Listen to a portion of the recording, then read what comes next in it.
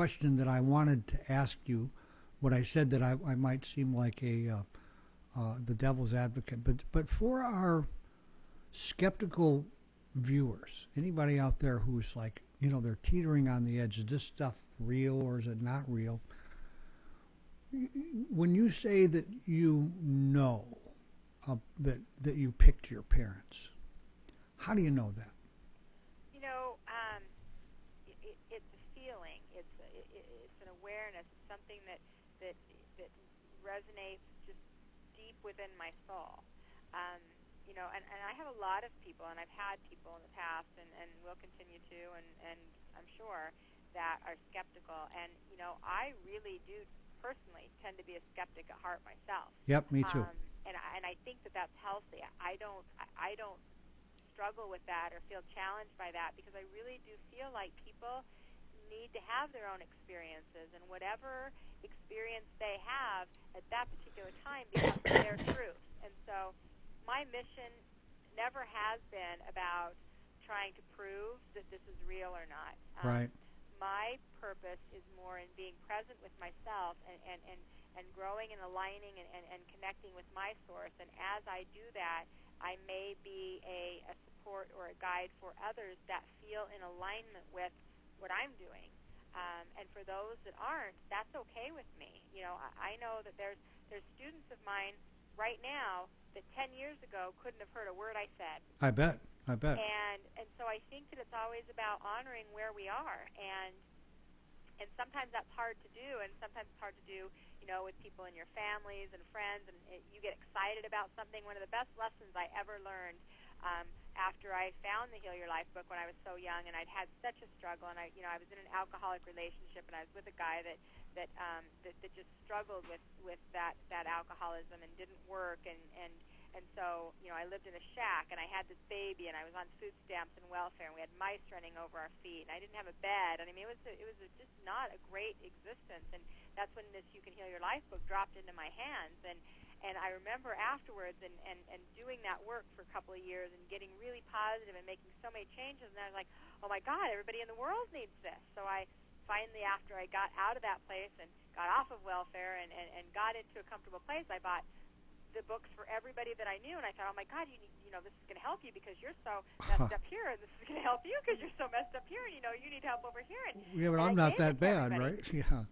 And they didn't read it. No. And I was like, how could you not read this? This is like the best thing in the world. But they just weren't there. And so it became such a great lesson for me. And, you can share if people are asking. But for me, if somebody's not asking, I have plenty of people to share with. Well, it also comes, I think, to honoring people where they are spiritually, because we're all at different stages spiritually, and that's a very natural part of it. I'll tell you what, over the last 35 or 40 years, I have known and talked to just a lot of psychics and intuitives and been pretty involved in that. And you are definitely the most grounded psychic medium, whatever you want to label yourself, that I've talked with. And I really appreciate that practicality that you bring to all of this. I think it's really, really pretty important.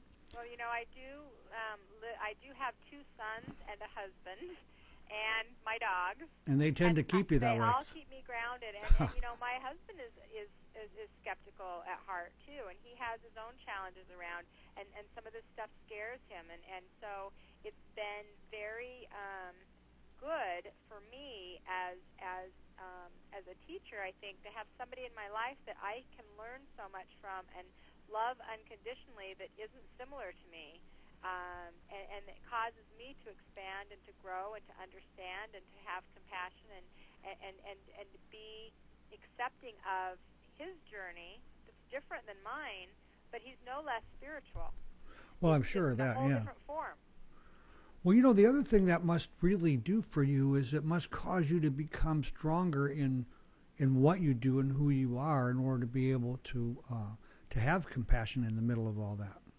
Right, and it's really just maintaining, as long as I know who I am and I'm following my guidance, then, and if I'm really walking my talk, then my teachings would be for everybody to follow their guidance. And everyone's is different at different times, and our journeys aren't meant to be the same. And I think that it's the great opportunity when we are surrounded by people who aren't exactly the same as us, because then I can learn from them, and it does keep me grounded. It definitely, I'm no big deal at home, and so Exactly. it keeps me in a space of being grounded, and also being willing to look at my own the areas within me that I need to work on, and to see clearly, and to help to grow, because we're in a constant state of growth, and if you're here, you're growing. That's just the way it is. Just no, and I think when we forget that idea or we lose that thought, then we have no chance at any humility or compassion, and I think those two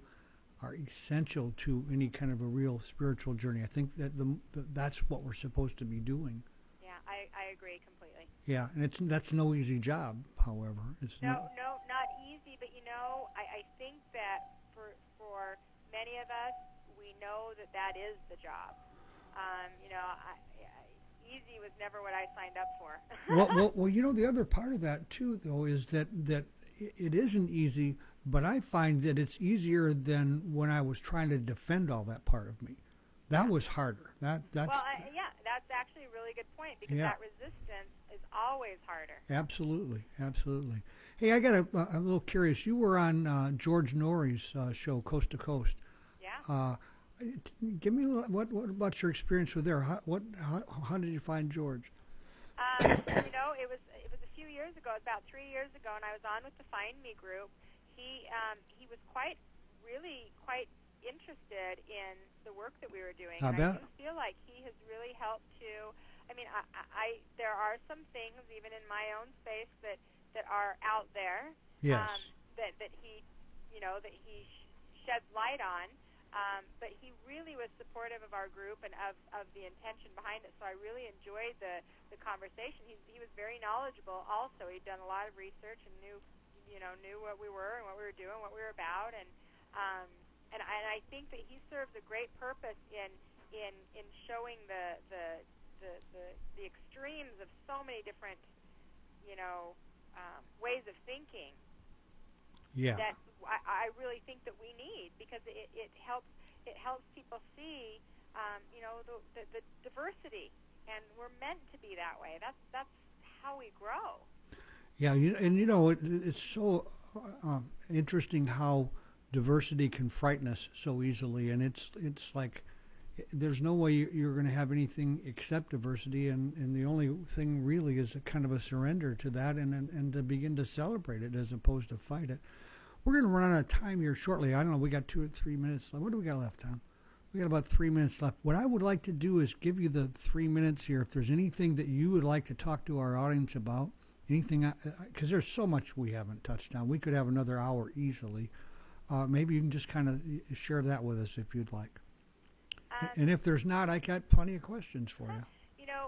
One of the lately, one of the big messages for me to share with people is really to recognize that self-value, that love of yourself, and to know that our emotions are such a help for us in recognizing where we are and how we're feeling. And if we're not feeling real good, if we're feeling down, if we're feeling angry, if we're feeling frustrated, it isn't, we always tend to project our stuff onto, well, if this person was doing this, or this person was doing this, or this person's upsetting me. And what I've learned in my life is that always, always, always, it's about me. Absolutely. It's always about my feelings, my emotions. And so if I'm not feeling good about something or somebody or a situation, it isn't necessarily about the situation.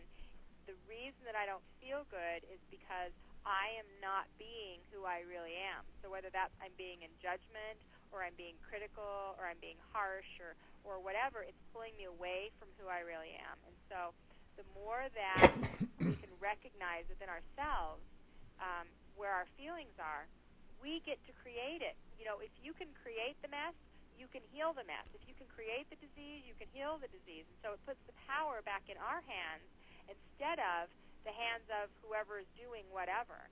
And so I always want to encourage people to recognize that we have the power to create whatever it is in our lives based on how we choose to embrace or not our own experiences. And when we can learn from them and we can see, you know what, this doesn't feel good to me, then it's because I'm not being who I really am. And it never is about them anyway.